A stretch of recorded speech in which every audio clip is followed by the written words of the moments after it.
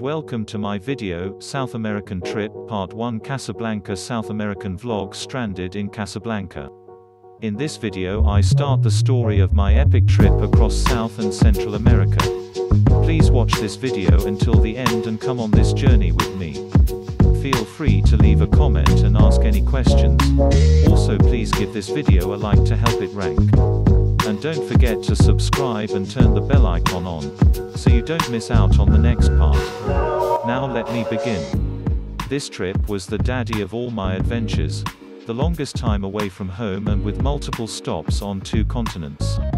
It was also the one that took the most planning and research, so I could pack in the most I could for the budget that I had. I remember many days and nights at work watching YouTube videos from various travel channels, as well as research on each place and if I could fit certain destinations in the travel route. Once I knew which destinations I was heading to, I would then plan to make each stop as awesome as I could. And scoured the internet for flights and hotel deals for good couple of months. The original route that I had planned was not the same as the one I eventually booked. As time went on while I was researching, I changed my mind on a few destinations, because of cost, and some of the places didn't look that great after some direct research. I did look at going to Colombia but could not manage to fit into my flight itinerary and meant I would have to leave out another destination. There was not much to see in Colombia anyhow, other than hot Latinas, and I could not find a decent beach stop with anything to see, so decided to leave it and keep Mexico in the adventure. So, I had it planned and booked a couple of months before I was due to leave, and it was finalized. It was from London, Heathrow Airport to Rio de Janeiro via Casablanca, Morocco for a plane change. And then from Rio to Lima, Peru and then Cusco to base myself to view the magnificent Machu Picchu. What I had in mind was to see something historical and cool with each destination, as well as drinking, partying and nightlife. So, from Cusco back to Lima to then head to Mexico City, where I planned to visit the ancient site of Teotihuacan, then on to the popular beach resort of Cancun for the final party before heading home. I think it was a month in total that the adventure lasted, or just under. I left early November and returned early December 2017. I now had my route and adventure planned. All hotels and hostels were booked. I had used my previous experience of travel to make this adventure truly awesome. I decided to try and make some contacts before I had left the UK and paid for a 1-month subscription on Tinder Plus, the famous dating app that worked well on my previous adventures. For anyone who does not know how this dating app works, it is free to use, but if you pay for the Plus monthly subscription, it works like a VPN and you can place yourself anywhere in the world. So, I had quite a bit of fun for that month, swiping and matching with ladies in each of my chosen destinations. I remember a few days before I was due to fly, I had quite a few numbers on WhatsApp from ladies, who they said they would meet when I arrived in their destination. Some but not all, did keep their word, as you will find out later in the story. I booked an airport hotel for the night before my flight in Heathrow on the outskirts of London, ready for my flight the next day. I was flying early afternoon, so I got quite a few beers down me the night before. It's almost like a ritual with me now. Beers the night before the flight and a couple of beers before I board the plane, calm the nerves, and ease into the whole experience of flying and starting the trip how mean to go on. That morning of the flight I got to the airport in good time and checked myself and bags in and generally sauntered around the airport feeling exited and in good spirits with anticipation of the adventure to come. I kept an eye on the board and then noticed that my flight had been delayed by hours. I went to the desk and asked why. The woman behind the desk could not give me any information as she didn't know, or at least she wasn't saying. I said to her I have a connection in Casablanca for Rio and would miss that connection with this delay. Then I said to her, I am not going to be hanging around in Casablanca, am I? She shrugged her shoulders and behaved in an evasive manner, and did not say much else. We finally boarded the plane after the 2-hour delay and off I went for my biggest adventure to date. I remember feeling the usual excitement and freedom that I feel as the plane takes off. What I can only describe as a feeling of liberation and freedom and a kick-ass buzz with a shot of adrenaline mixed in. I do not remember much about this flight other than it was only a couple of 3 hours to Casablanca from London, Heathrow, and we were soon there. I got off the plane and it now nice feeling that North African heat and sunshine. Not too hot, just about 23 degrees and sunny. I noticed that on my flight was a mixture of mainly Brazilians and British passengers, and it was not very full at all. Once we got through security, there was an airport worker ushering us into a room on its own. I thought to myself, what is going on here? I could see other passengers talking to this airport worker and they were not happy. There was one woman who I could see was almost in tears. I just sat there anxiously waiting and hoping it was not all bad news. The airport staff came over and gave me the bad news. There was no more flights to Rio for 2 days at the earliest. I erupted. You what? I cannot stay here for 2 days. This was not part of my plan, and I was not happy at all. After all, this was eating into my time in Rio de Janeiro. Probably my #1 destination that I was looking forward to. They informed us that they will put us up in an all-inclusive hotel for 2 days, and then get us to Rio on the next flight. So, begrudgingly and severely pissed off, I tried to accept my fate. While I was waiting, I got talking to the woman who was almost in tears and another guy who was all dressed up in a suite, looking like a businessman. He was a British Asian guy from London and the woman was a Polish national living in London. The 3 of us bonded in our distraught travel delay, and it was all down the Royal Morocco airline and their sheer incompetence. So they cleared us to go and fetch our luggage, and me, my new Asian friend named Sharaz, and the Polish girl named Magda went for our luggage. Those 2 managed to get their luggage and I was left waiting for ages for mine. And then they started saying you can get yours in Rio. There was no way I was having that. I was not going to be stuck in this hole for 2 days without my luggage. The one thing I got from that airport is the same experience I got from previous airports and people in North Africa: no one gives a shit. And there is no professionalism and courtesy. They passed me from pillar to post hoping I would give up on having my luggage back. I got it back in the end, but not before losing my temper and shouting the odds.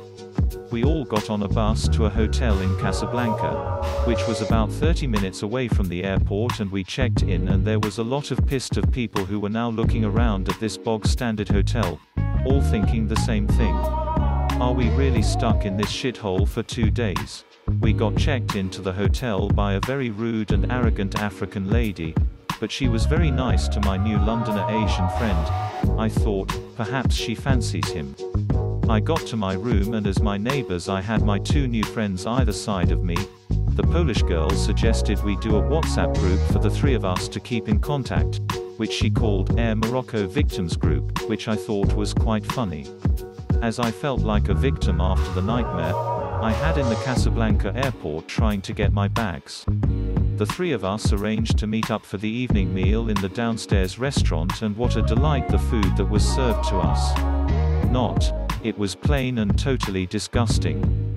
I don't really know why I expected anything else, as this hotel was what I can only describe as purgatory for travelers on their way to somewhere else. We finished the slop and then went into bar-type area for some much-needed beers. I say a bar area as I don't think North African countries can really comprehend what a bar really is. It was a poor excuse for a bar with some cheap plastic chairs and tables with a fridge in the corner, and a guy taking your money for the drinks, and a couple of Moroccans in the corner smoking the whole room out. No beers for them though. I was actually quite surprised that my newfound British Asian friend was drinking.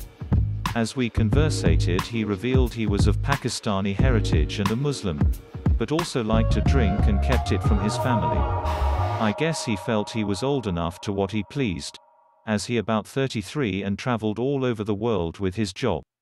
The Polish woman, Magda, was around the same age and worked in some finance job in central London and had lived in the UK for about 10 years.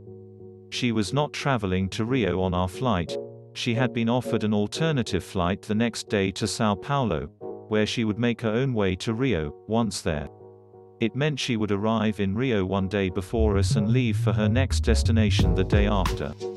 After the beers, we went to our separate rooms and got up the next morning to a very basic breakfast, of which I cannot remember. I went out into a pool area at the back of the hotel and saw Sharaz out there sunbathing with his headphones in. He saw and we both greeted one another. Always good to see a friendly face when traveling solo. And he asked if I fancied going exploring into the city of Casablanca. I thought why not, as I would not be returning to this destination again for sure. So I may as well make the most of this unplanned stop off. We got a taxi into the center and had a look around, and Sharaz looked on his phone for things to see. He mentioned that there was a grand mosque and said let's go and see it. So, we went to see this mosque, and it looked quite nice from the outside, with its minaret overlooking the city. We went to go inside and Sharaz said follow what I do once in there, as I had no idea how Muslims prayed or anything. But the guy on the door took one look at me and would not let us go inside. I thought to myself, I bet he would have let Sharaz go in by himself. We left that area and walked back into the city center and came to the main railway station and into like a mall area. I looked around for something vegetarian to eat and came across an fast food cafe selling falafel and chips, fries for non-British viewers, and enjoyed that far more than the slop they were serving us in the Casablanca Purgatory Hotel. After that was around dusk and we headed back to the hotel, and Magda was sat in reception with her bags waiting for the hotel bus to take her to the airport for her flight to Sao Paulo, Brazil. We sat and chatted with her for a bit and hugged her and said goodbye and said we would keep in touch. I have not seen Magda since Casablanca, but we have talked via WhatsApp and I have her on my social media accounts. A few months after this trip, Magda drew up a letter of complaint for us all to use to make a claim against Royal Morocco Airlines, and we all got €500 in compensation for the delay. If I had known this at the time, I would not have been so mad about the delay, but it was a nice surprise when the compensation money came through a few short months later. That evening we didn't do much, as our long-awaited flight to Rio was in the morning around 10 AM. And neither of wanted to oversleep or in any way jeopardize missing that flight. It was in my mind the real start to my trip, as Casablanca was not a planned destination, and I and Sharaz could not wait to get from here. I slept well that night after all the walking around Casablanca that we did the day before, and was in a great mood. I was buzzing about my up-and-coming journey and arriving in Rio de Janeiro. I went down for breakfast and Sharaz was in equally good mood, and we greeted each other with a shake and upbeat grin, both pleased to be moving on with our journey. We finished our breakfast, and both went up to our rooms to get our belongings together and met up back in reception to check out of the Purgatory Hotel and climb aboard the Venga bus to the airport. There was no last look at this hotel. I was glad to have made new friends, but that was really the only positive from the delay. After all, I had missed out on 2 days of fun in Rio. We got out of the bus at the airport and we were that happy we could have done cartwheels. We went through about 3 lots of security, and each one of these increased the yearning to be leaving this place behind. Once we checked in and boarding the plane, the relief and joy had me, and I also think Sharaz, beaming. We got on the plane and it was very empty, only about 1/3 full. I and Sharaz had 3 seats each to ourselves. I remember the flight was quite a nice one. Even for a long flight across the Atlantic Ocean, excited and feeling that travel buzz of freedom. Please subscribe and support my channel. And don't forget to turn the bell icon on so you don't miss out on the next part of this story. Also, if this video resonates with you, please give it a like. And if you're feeling wealthy and generous, please click on the link and buy me a beer, coffee. It would be much appreciated and would help me to create more content. Until the next time.